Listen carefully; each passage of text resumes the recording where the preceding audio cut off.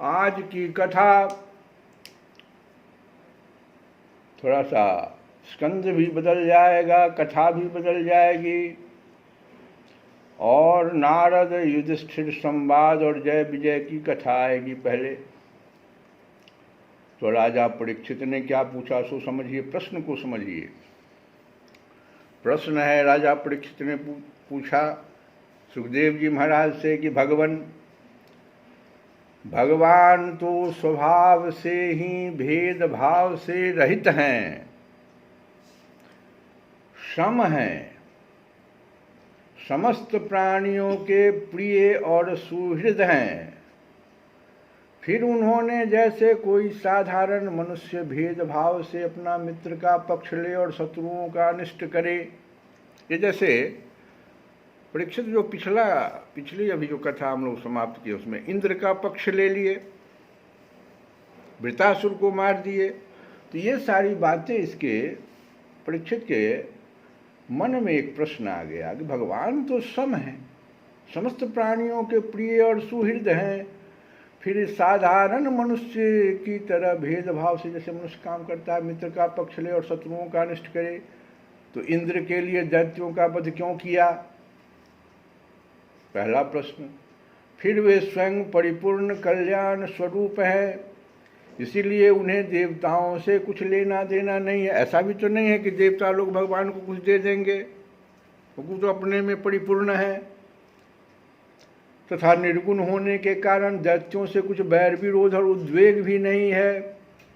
भगवत प्रेम के सौभाग्य से संपन्न महात्मन, सुखदेव जी महाराज से कह रहे हैं कि भगवत प्रेम के सौभाग्य से संपन्न महात्मन हमारे चित्त में भगवान के समत्व आदि गुणों के संबंध में बड़ा भारी संदेह हो रहा है। सबके लिए है यह प्रश्न। आप कृपा करके उसे मिटाइए। श्री सुखदेव जी ने कहा, महाराज भगवान के अद्भुत चरित्र के संबंध में तुमने बड़ा सुंदर प्रश्न किया है, क्योंकि ऐसे प्रसंग प्रहलाद आदि भक्तों की महिमा से परिपूर्ण होते हैं, जिसके श्रवण से भगवान की भक्ति बढ़ती है। इस परम पुण्यमय प्रसंग को नारद आदि महात्मागण बड़े प्रेम से गाते रहते हैं। अब मैं अपने पिता श्री कृष्ण द्वैपायन मुनि को नमस्कार करके भगवान की लीला कथा का वर्णन करता हूँ। वास्तव में भगवान निर्गुण, अजन्मा, अव्यक्त और प्रकृति से परे हैं। ऐसा होने पर भी अपनी माया के गुणों को स्वीकार करके वे बाधक भाव को अर्थात मरने और मारने वाले दोनों के परस्पर विरोधी रूपों को ग्रहण करते हैं। सत्वगुण, रजोगुण और तमोगुण ये प्रकृति के गुण हैं, परमात्मा के नहीं। परीक्षित, इन तीनों गुणों की भी एक साथ ही घटती बढ़ती नहीं होती है। भगवान समय समय के अनुसार गुणों को स्वीकार करते हैं। सत्वगुण की वृद्धि के समय देवता और ऋषियों का, रजोगुण की वृद्धि के समय दैत्यों का, और तमोगुण की वृद्धि के समय वे यक्ष एवं राक्षसों को अपनाते हैं, उनका अभुदय करते हैं। यही कारण था न कि भगवान कृष्ण स्वयं उपस्थित हैं, लेकिन वो धर्म युद्ध को टाल नहीं सके, क्योंकि उस समय में भगवान देखे कि ये तो तमोगुण की वृद्धि हो गई है। तो भगवान जो है गुणों को स्वीकार करते हैं, जिसकी वृद्धि हो। जैसे कलयुग अभी है, तो अभी जिस प्रकार के गुण का, जैसे आपके ही परिवार में या कहीं भी जो गुण को आप बढ़ाइएगा, भगवान वहीं पर खड़े हो जाएंगे आपके साथ। बड़ा अच्छा था आज का जो प्रसंग था, बहुत सुंदर था कि ये जो संसार है, धर्म क्षेत्रे कुरुक्षेत्रे,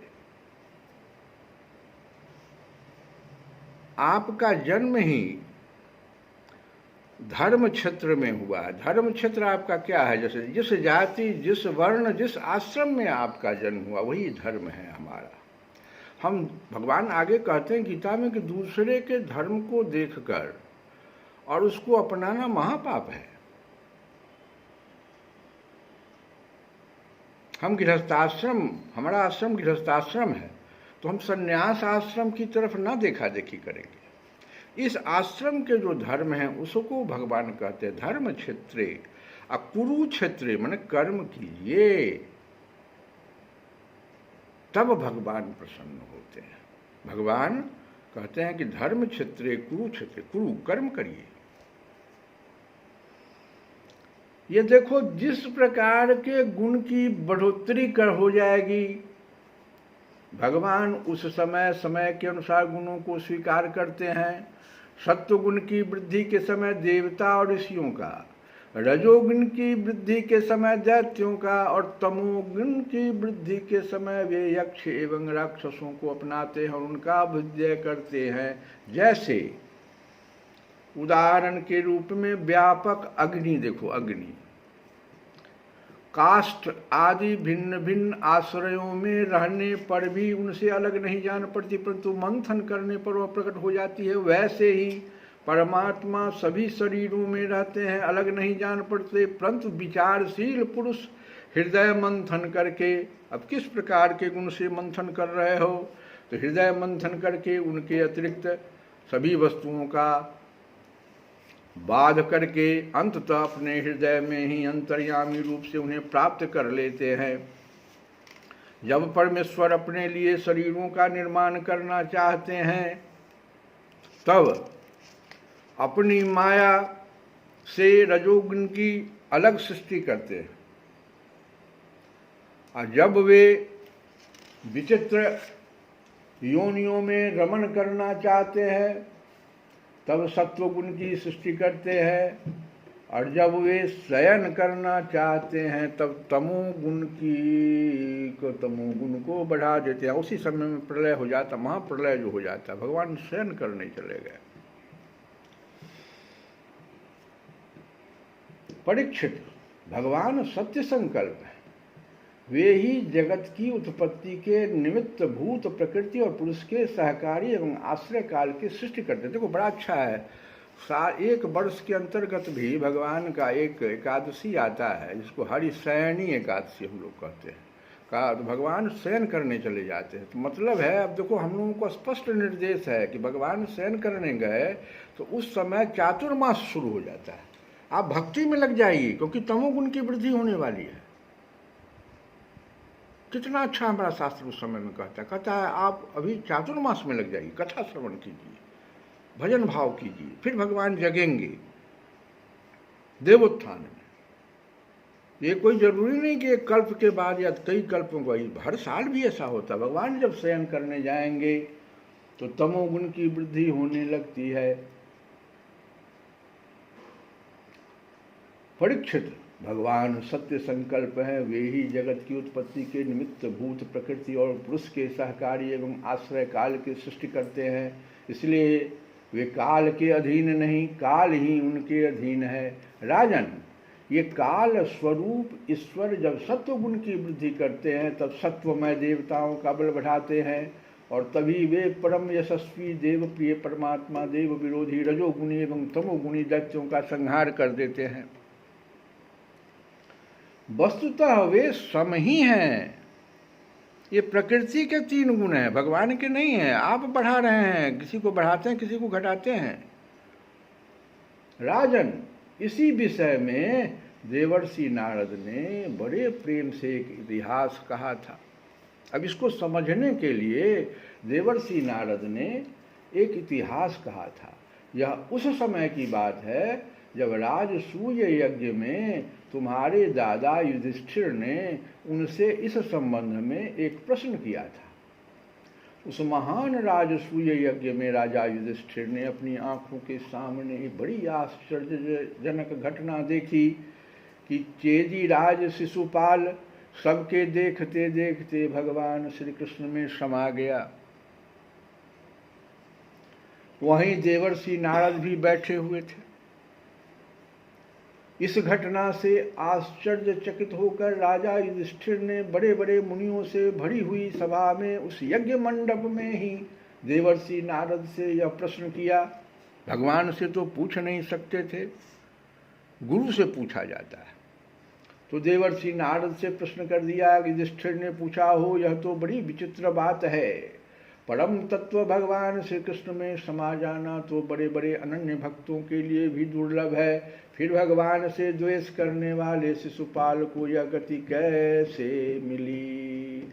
नारद जी, इसका रहस्य हम सभी जानना चाहते हैं।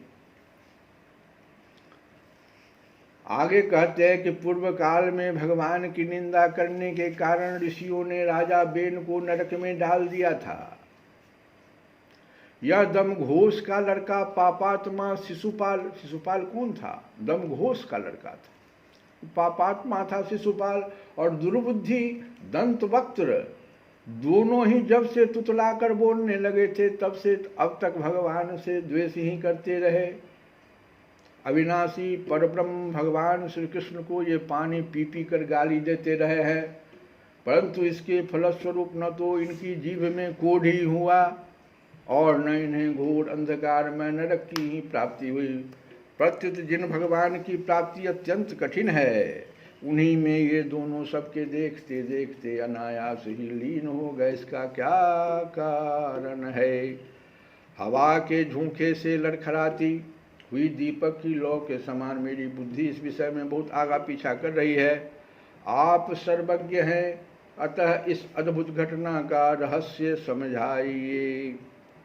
श्री सुखदेव जी कहते हैं कि सर्वसमर्थ देवर्षि नारद राजा के ये प्रश्न सुनकर बहुत प्रसन्न हुए और उन्होंने आगे की जो कथा सुनाई उसको हम लोग दूसरे दिन सुनेंगे।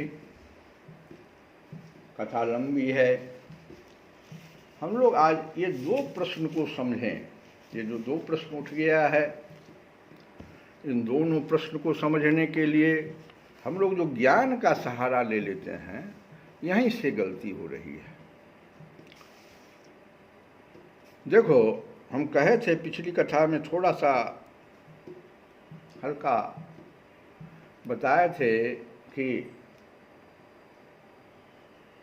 ये अहिल्या से ज़्यादा जो सती थी शिरोमणि, अहिल्या से ज़्यादा ज्ञानी के संग और किसको मिल सकता था?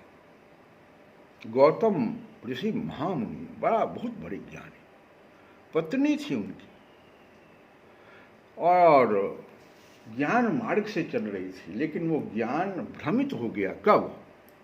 एक परीक्षा का समय आया।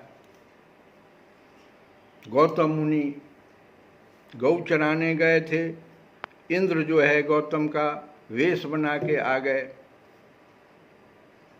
अहिल्या माता की बुद्धि काम नहीं कर पाई, वो अलग अलग नहीं कर पाई कि हमारे पति हैं या कोई दूसरा है। ये ज्ञान जो है भ्रमित हो जाता है बड़े बड़े लोगों की। अब देखो, उसके बारे में तो हम आगे बहुत नहीं बताएंगे, इतना ही कहेंगे कि वो पत्थर जो हो गई तो वो दंड यही न था कि अब कोई साधना, जब ज्ञान मार्ग से तुम चले, तुम नहीं भ्रमित हो गए तो पत्थर हो जाओ। अब भगवान की कृपा होगी, पत्थर तो साधना कर नहीं सकता। अब भगवान की कृपा जब होगी, वो कृपा कैसे हुई सो देखो। विश्वामित्र गुरु के द्वारा भगवान को जनकपुर ले जाया जा रहा है, कृपा हो गई। भगवान तो अहिल्या के लिए नहीं आ रहे थे, कृपा हुई। दूसरी बात, भक्ति के जो दो रूप हैं, एक कृपामयी भक्ति होती है, एक साधनामयी भक्ति होता है। साधनामयी भक्ति सब लोग चाहता है। ये भी जो कथा हो रही है ना, ये प्रश्न जो युधिष्ठिर पूछ रहा है, बार बार भ्रमित हो रहा है युधिष्ठिर, भगवान के साथ रह रहा है लेकिन वो भ्रमित हो रहा है, उसका ज्ञान भ्रमित हो जाता है। परीक्षित का ज्ञान देखो, सुखदेव जी के साथ है। तो हम लोगों का ज्ञान, ज्ञान मार्ग से हम नहीं कुछ पा सकते, कृपा चाहिए हमें। ऐसी बुद्धि भ्रमित बुद्धि कहलाती है, जो कि कृपा से ही शुद्ध होती है, जो कि अहिल्या की बुद्धि थी। पार्वती जी के द्वारा देखो, कहती है जब भगवान शंकर प्रणाम कर लिए, अब किसी दूसरे कल्प में ये आया था त्रेतायुग, उस समय कथा सुन करके, और जब वो इस बार जा रहे थे तो फिर आ गया त्रेतायुग। और भगवान जो है सीता की खोज में निकले हुए हैं।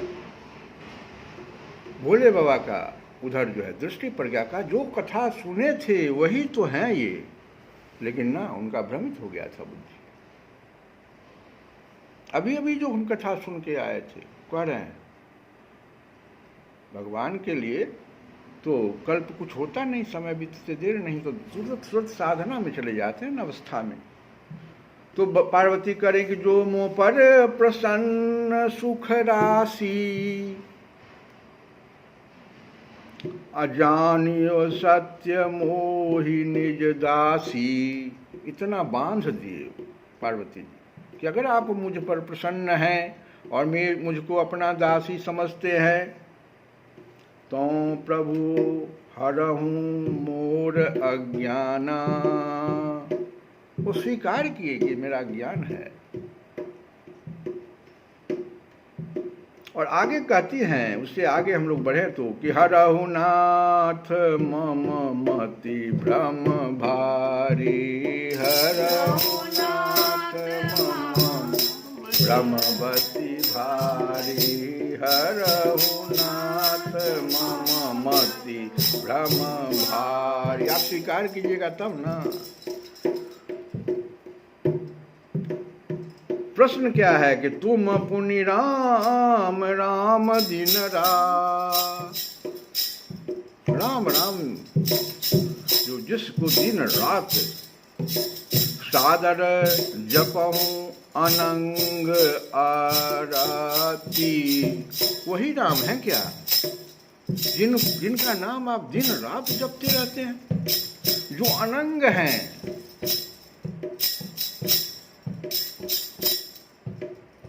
राम सो अवध, या दूसरे राम है, लगा दिया प्रश्न वहां पर। राम सो अवध नृपति सुत सोई।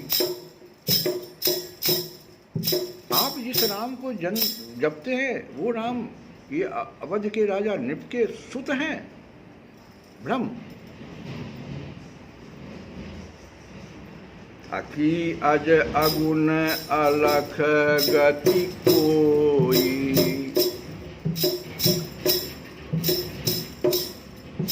अब सोचो, अब फिर आगे कहते हैं कि जो निपतन तो ब्रह्म किमी। अगर राजा के शरीर से पैदा हुए हैं तो ब्रह्म कैसे हो सकते हैं। नारी विरह मति भोर, किस प्रकार से नारी विरह में इनका मति हो गया है। देख चरित महिमा सुनत भ्रमति बुद्धि अति मोरी। इस तरह का जो हम देख रहे हैं ना, हमारी बुद्धि चकरा गई है। हे भगवान, मेरी इस भ्रम को हरहु नाथ मम मति भ्रम भारी। ये ज्ञान मार्ग से आए हुए व्यक्ति का यही स्थिति हो जाता है।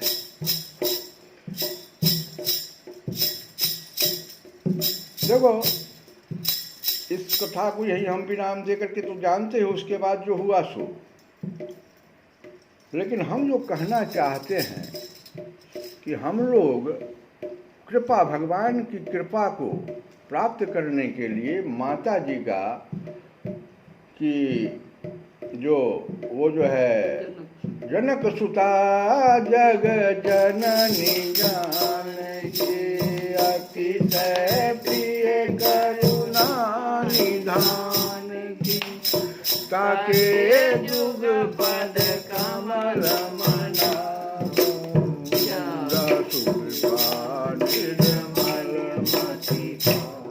बिना उनके कृपा से नहीं होगा। कृपा चाहिए हमको, हर जगह कृपा चाहिए। ज्ञान से नहीं होने वाला, संसार सागर को नहीं पार कर सकते। दूसरी देवी अनुसुईया, कहा जाता है 3 प्रकार की वृत्ति होती है।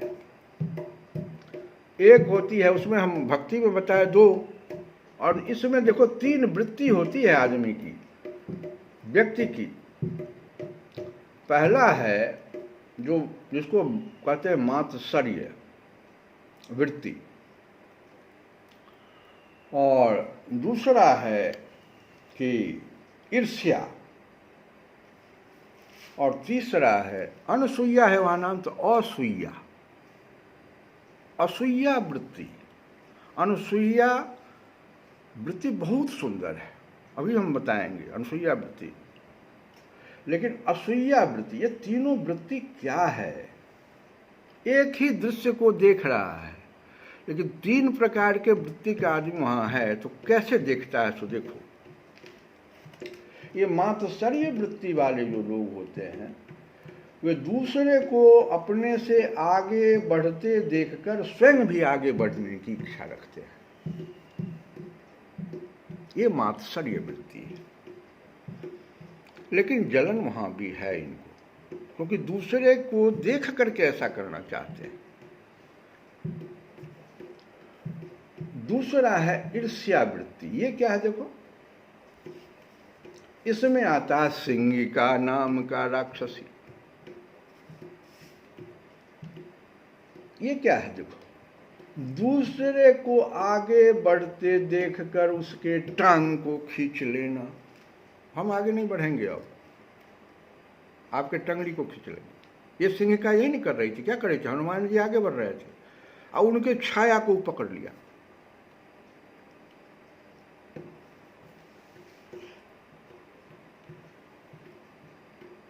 ये भी वृत्ति अच्छी नहीं है।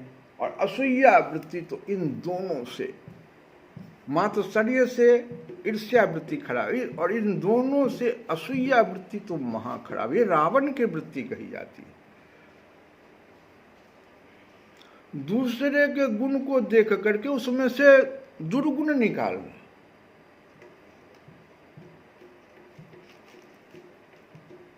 असूया स्त्रीलिंग शब्द है, दूसरे के गुण में दोष निकालना। ये मन की वह वृत्ति है जिससे दूसरों के दोष दिखाई देते रहते हैं और गुण सुख आदि सहन न किया जा सकता। ये असूया वृत्ति है।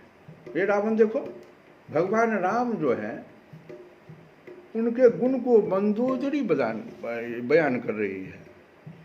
वो और भी सभा में जो विभीषण वगैरह बता रहे हैं, हनुमान जी बता रहे हैं आकर के, कितने लोग बताए। और रावण क्या कर रहा है जानते हो? राम जी को कहता है क्या? सुनो, कि अगुण अमान जानी तो ही। रावण क्या कर रहा है? सुन लो, कि अगुण, इसमें कोई गुण है क्या? अगुण अमान, तो अगुण अमान जानते ही दीन पिता बनवा। सबको सुना रहा है। ये जिसको तुम देख रहे हो ना, ये बनवासी जो है, पिता ऐसे इसको बनवास दिया है, कुछ इसमें गुण नहीं था। अमान, अब बताओ तो। और आगे और उदाहरण क्या देता है? जो सोने का मृग देख करके, हम लोग देखो सोने के महल में यहाँ रहते इतना आराम से, एक वो सोना का मृग देखा, उसके पीछे दौड़ गया।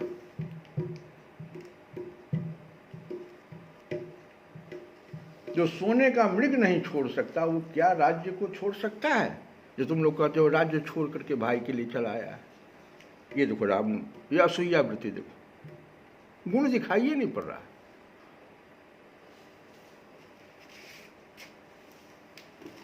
ऐसे वृत्ति वाले को भगवान कृष्ण भी कहते हैं, और रामचरितमानस में भी कथा भी नहीं सुनाना चाहिए। इतना दोष है इसमें। और देखो माता अनुसुईया, जिनको क्या कहा जाए, ये सती शिरोमणि है ना। हम लोग एक भजन गाए पहले माता का, कि सती शिरोमणि अनुसुईया ने, सती शिरोमणि अनुसुईया ने, सती शिरोमणि अनुसुईया ने, सती शिरोमणि अनुसुईया ने। अरे ब्रह्मा विष्णु शंकर जी को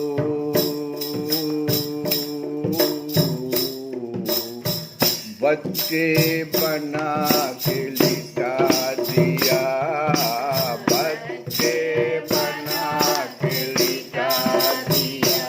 सुनो कितना शक्तिशाली है माँ। कि ब्रह्मा विष्णु शंकर तीनों आ गए थे भिक्षा मांगने के लिए। लेकिन ऐसी एक बात उन्होंने कह दिया तीनों ने मिलके कि बच्चे बना के लिटा दिया, बच्चे बना के लिटा दिया। अरे सती शिरोमणि अनसुईया ने ब्रह्मा विष्णु शंकर जी को बच्चे बना के लिटा दिया, दूध पिला के सुला दिया, दूध पिला के सुला दिया, ओ दूध पिला के सुला दिया, दूध पिला के सुला दिया। अब आगे सुनो, परीक्षा लेने जो आए थे, लेने परीक्षा ऋषि आश्रम, लेने परीक्षा ऋषि आश्रम, तीनों देवता आए थे, तीनों देवता आए थे, निर्वस्त्र हो भिक्षा दे दो। क्या कह दिया उन लोगों ने कि निर्वस्त्र होकर के भिक्षा दो, निर्वस्त्र हो भिक्षा दे दो, सती को वचन सुनाए थे, सती को वचन सुनाए थे, लगा समाधि देखा सती ने, लगा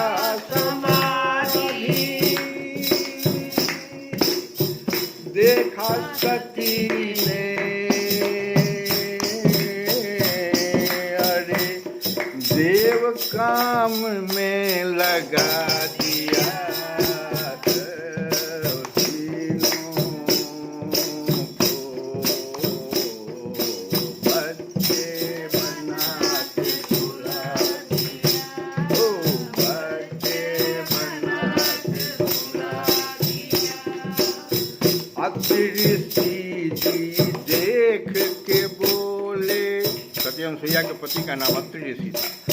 अत्रि ऋषि जी देख के बोले, सती किसके बालक हैं, सती किसके बालक हैं। अत्रि ऋषि जी देख के बोले, सती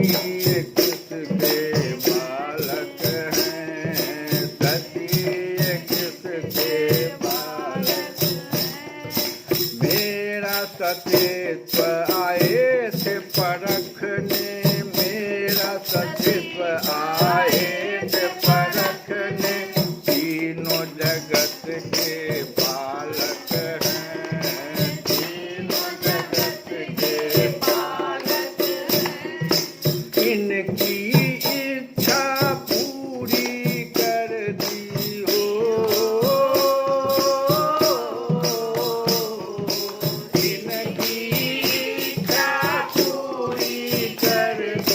पालने में लिटा दिया, दूध पिला के सुला दिया, दूध पिला के सुला दिया, दूध पिला के सुला दिया।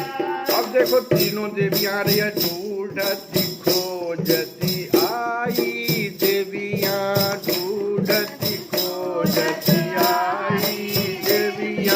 तीनों जोड़े हाथ खड़ी, तीनों जोड़े हाथ खड़ी, तीन लोक में अनसुईया से कोई नहीं है सती बड़ी, कोई नहीं सती बड़ी। ये कौन बोल रहे हैं? तीनों देवियां बोल रही है कि तीनों लोक में अनसुईया से कोई नहीं है सती बड़ी, कोई नहीं है सती बड़ी। कहने लगी कि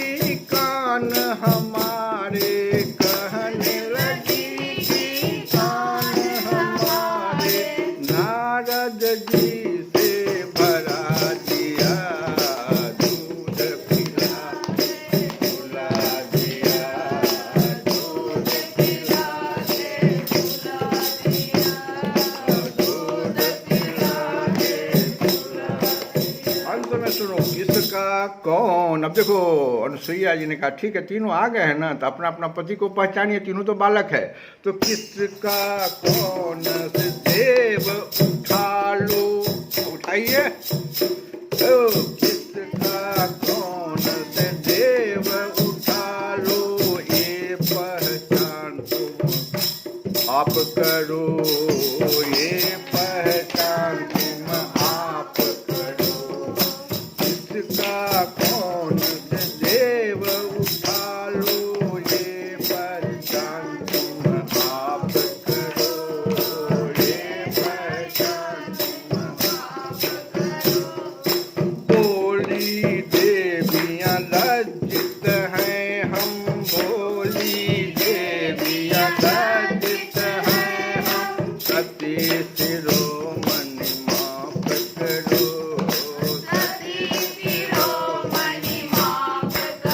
वही तीनों ने भेजी थी अपने अपने पति को। नारद जी जाके इकट्ठा कर दिए थे, तो जाइए आप परीक्षा लेके आइए। वो वही देखो माफ करने के लिए कर रहे हैं। बोली देवियाँ लज्जित हैं हम, सती शिरोमणि माफ करो, सती शिरोमणि माफ करो। ओ माता ने फिर सही रूप में, माता ने फिर सही रूप में तीनों देव को दिखा दिया, दूध पिला के सुला दिया, दूध पिला के सुला दिया। श्री राम जय राम जय जय राम, श्री राम जय राम जय जय राम, श्री राम जय राम जय जय राम, श्री राम जय राम जय जय राम, श्री राम जय राम जय जय राम, श्री राम जय राम जय जय राम, श्री राम जय राम जय जय राम, श्री राम जय राम जय जय राम। श्री कृष्ण गोविंद हरे मुरारे, हे नाथ